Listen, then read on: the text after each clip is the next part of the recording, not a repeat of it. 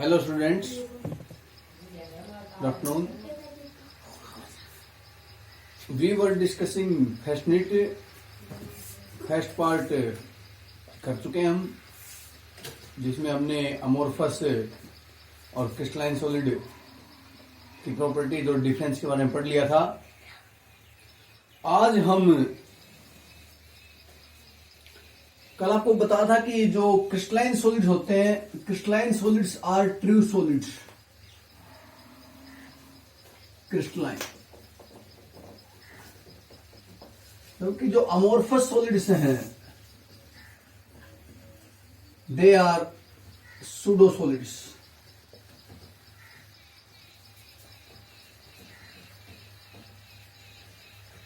Pseudo solids, false solid माना गया इनको, नकली solid, pseudo solids.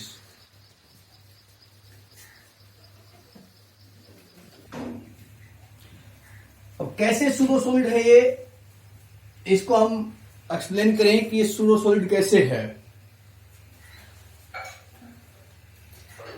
Window pane glass of old houses, जो पुराने मकान हैं, काफी दिन बने जिनको हो गए बिल्डिंग्स हैं, उनके जो खिड़कियों के शीशे हैं वो ऊपर से थिनर हैं, नीचे से थिकर हैं, मोटे हैं। ये कैसे हुआ? This is due to heating in the day and cooling at night। दिन के इसमें कांच गर्म हुआ, वो फ्लो कर गया, फ्लो, रात को ठंडा हो गया, फिर वही स्टोव। तो ऐसे कई सालों में वो धीरे धीरे फ्लो कर गया। अब ग्लास एक अमोर्फस सॉलिड है और फ्लूइडिटी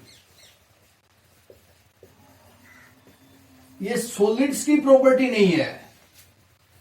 फ्लूइडिटी सॉलिड्स की प्रॉपर्टी नहीं है।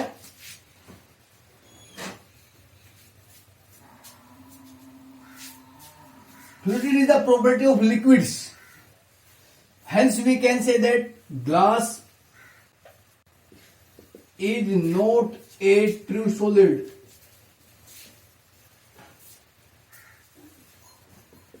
It is super cold liquid.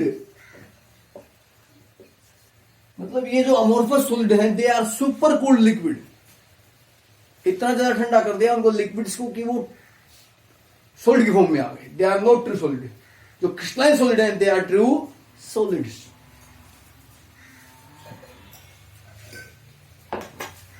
Clear? अब ये भी देखा होगा आपने कि मिल्की दिखता है।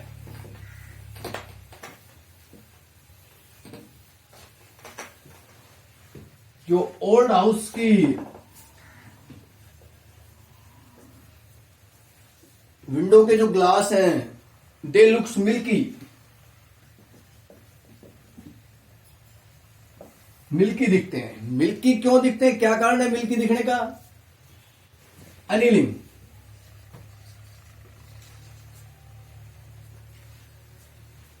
Heating in the day and cooling at night, rapidly cooling. Some parts of the amorphous glass converts into crystalline foam.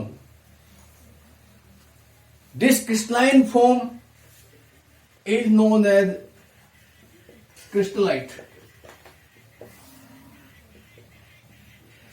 अब ये कांच है, इसमें से क्या हुआ कि एनिलिंग होने का कारण, एनिलिंग क्या होता है? रैपिडली कूल कर दें, हीट करके किसी चीज को।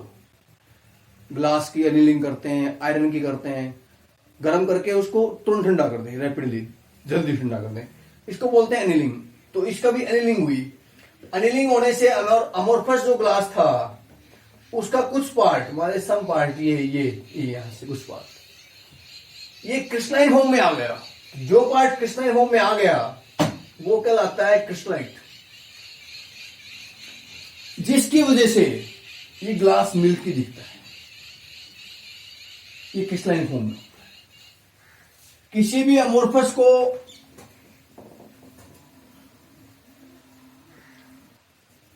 amorphous solids can be converted to crystalline.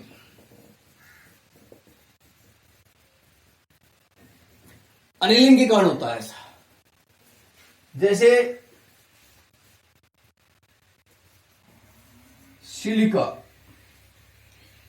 Silica glass,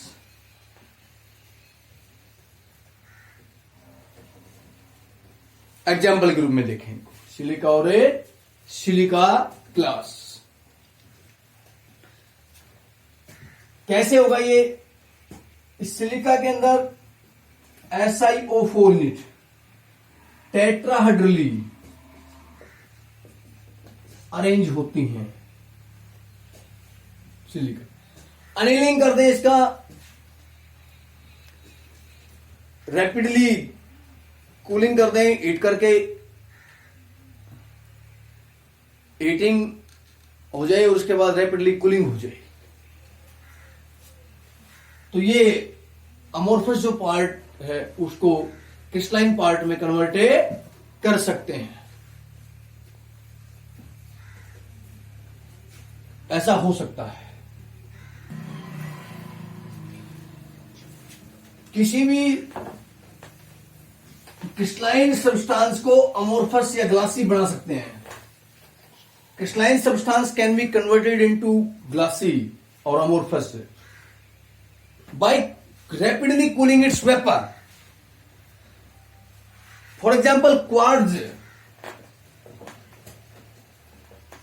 quartz में देखें तो उसमें सिलिका ही होता है, इसमें silica SiO4 unit tetrahedrally arrange होती हैं।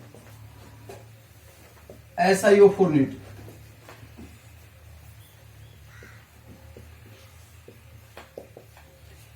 क्रिस्टलाइन फॉर्म में टेट्राहेड्रली अरेंज होती हैं। अब इसको मेल्ट कर दें और इसकी वेपर्स को रैपिडली कूल कर दें तो it converts in silica glass,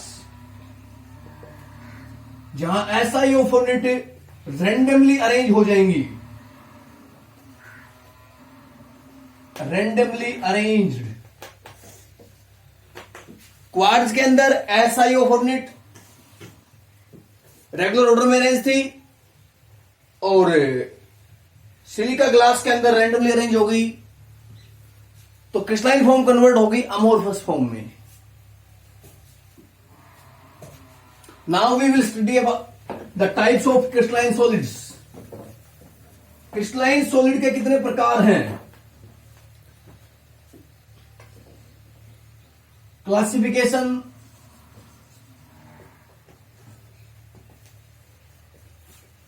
of crystalline solids. Crystalline solids 4 types हैं। Number 1 ionic solids, number 2 molecular solids,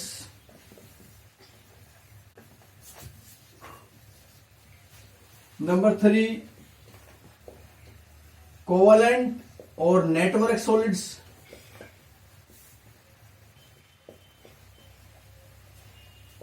number 4 metallic solid.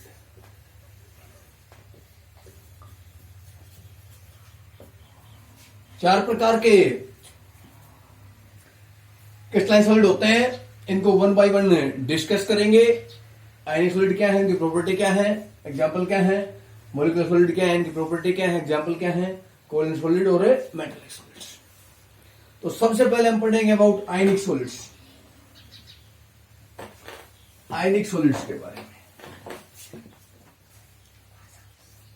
इनके जो कंस्टिट्यूएंट पार्टिकल हैं,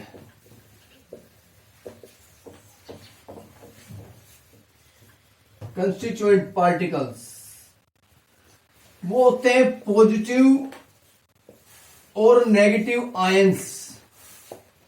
नाम से ही पता चल रहा है आयनिक सॉलिड, तो आयन से बने होंगे, जैसे NaCl, यहां Na प्लस और Cla minus, they are ionic solids. अब कंस्टिट्यूएंट पार्टिकल क्या है, उनके बीच फोर्स ऑफ इंटरेक्शन क्या है और उनकी प्रॉपर्टी क्या है, एग्जाम्पल, चार चीज हमने इनके बारे में पढ़नी।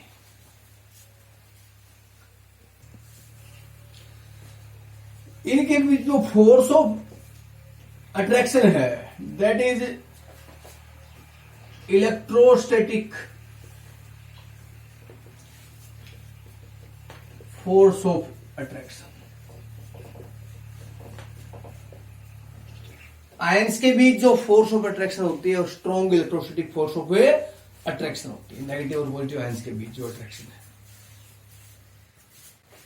अब फोर्स ऑफ इंटरेक्शन स्ट्रॉन्ग है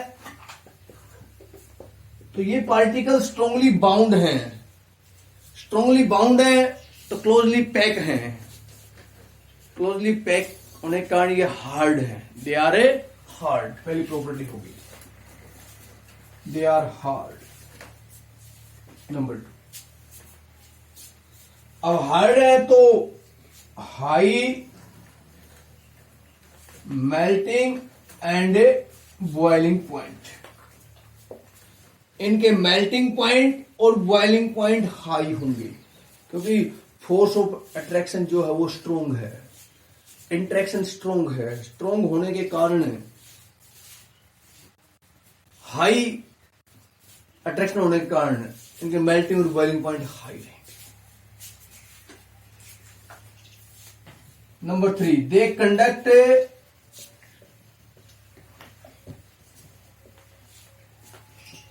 electricity in aqueous solution or in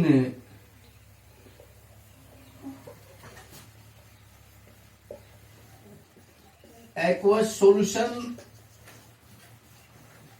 or in molten state। ये aqueous solution में और molten state में इलेक्ट्रिसिटी को कंडक्ट करते हैं। एक्वस सॉल्यूशन में और मोल्टन स्टेट में इलेक्ट्रिसिटी को कंडक्ट करते हैं। सॉलिड फॉर्म में ये इंसुलेटर है, ये जो आयनिक सॉलिड है, जब इनको पानी में डालते हैं या मेल्ट करते हैं, पिघलाते हैं, तभी ये इलेक्ट्रिसिटी को कंडक्ट करते हैं, अदरवाइज ये इलेक्ट्रिसिटी को कंडक्ट नहीं करते हैं। कारण क्या है, सॉलिड फॉर्म में क्यों नहीं करते, Na प्लस और Cl माइनस है, आयंस फ्री नहीं होते, इसलिए इंसुलेटर हैं, they are insulators. But in aqueous solution और molten state they conduct electricity due to free ions.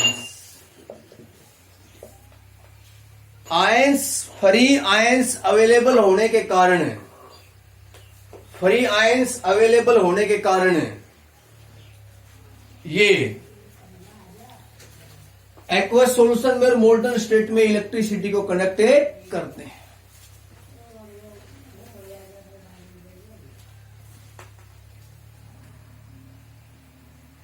Number 4, they are soluble in polar solvent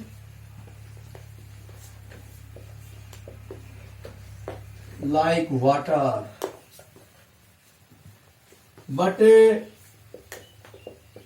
insoluble in non-polar solvent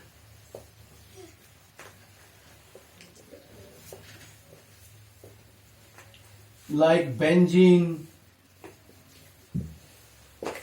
carbon disulfide, CCl4, carbon tetrachloride, इनके अंदर ये insoluble. पापा ये नियम है सॉल्विटी का, like dissolve like.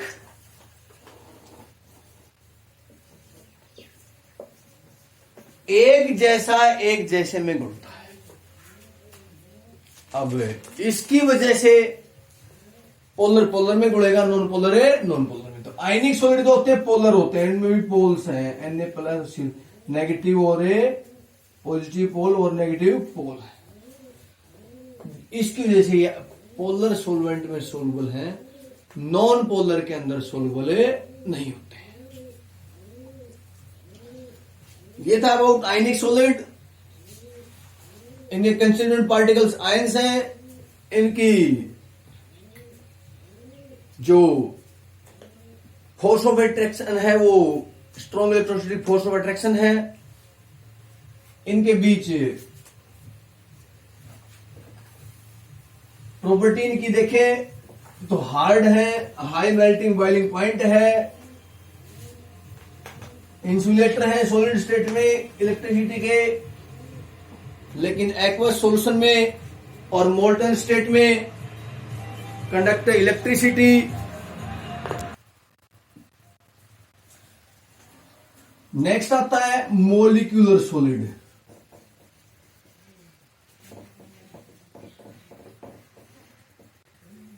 अब कंस्टिट्यूएंट पार्टिकल्स तो इसके मॉलिक्यूल्स ही हैं, मॉलिक्यूल्स कंस्टिट्यूएंट पार्टिकल्स। ये मॉलिक्यूल से बना है, लेकिन ये आगे चल के तीन कैटेगरी में इनको डिवाइड किया गया है। Polar molecular solids,